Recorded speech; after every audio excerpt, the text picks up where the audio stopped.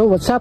Bali ayun nga, dumating na nga ngayon yung in-order kong starter motor. Ito, bali 500cc na starter motor.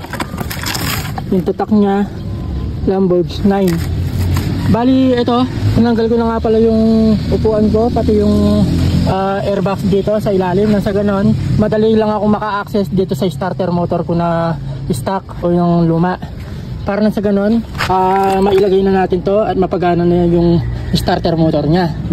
Mas higher cc to kumpara dun sa stock na starter motor na to. So ito, kakalasin ko muna to nang sa ganon maikabit ko na tong bago.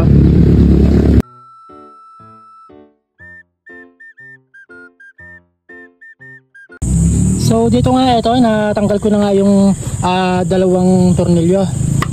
Bali ito na yan, yung luma. Tapos tatanggalin ko na lang to and then ikakabit na natin tong bago.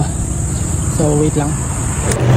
At so ayun nga, dito nga tinatanggal ko na nga ng tuluyan itong lumang starter motor. Pero take note, hindi pa naman sira to, umaandar pa naman yan. Kung napanood nyo yung recent video ko, ayan, di ba, nung ginamitan natin ng naka-series na dalawang battery, bali 24 volts lahat yun, at tumandar naman yan.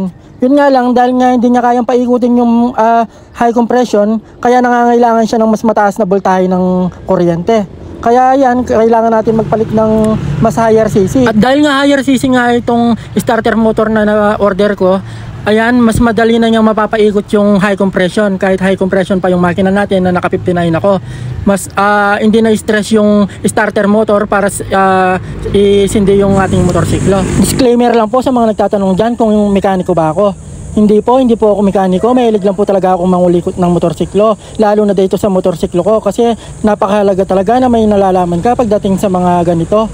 Lalo na kung may motorsiklo ka tapos bigla kang masiraan sa daan. Para na sa ganun, kahit paano meron kang konting kaalaman. Pero pag mga mabibigat na bagay na pagdating sa mechanical, hindi ko na po ito pinakikialaman.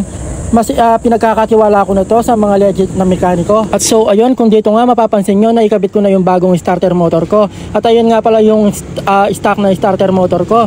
Pwede pa yan, itatabi ko na lang kung sakaling may mga kailangan sa mga kaibigan at mga pinsan ko o yung sa kapatid ko. Kumandar na sa kumandar na sa push-start. Alright, bali may babalik ko na tong kickstart ng pinsan ko na si Eliter. Ayan, tapos ikakabit ko na lang muna yung mga dapat ikabit dito nang sa ganun malinis siya na mamaya. Pero ayan, kitang-kita nyo naman, kumandar. Bali ito kasi 500cc kasi itong na to, kaya kaya niyang pag-igutin yung mga high compression. Ito kasi kaya niya nung una, kaya lang syempre katagalan dahil nga hindi niya kakapacity talaga yung high compression. Kaya yun, bandang huli, nasira din. Hindi na rin niya kinaya. And then, after yan, ikakabit ko rin pala yung bendix drive na bago dito. Dahil nga, kaya medyo nahirapan siya mag-start dahil tama na rin yung bendix drive. Pero, ikakabit ko na lahat muna yung mga tinanggal ko. Nasa ganon, doon na lang muna ako sa panggilid. Babak natin ko yun. Para nang sa ganon, may ikabit ko na yung bendix drive para one click start na lang.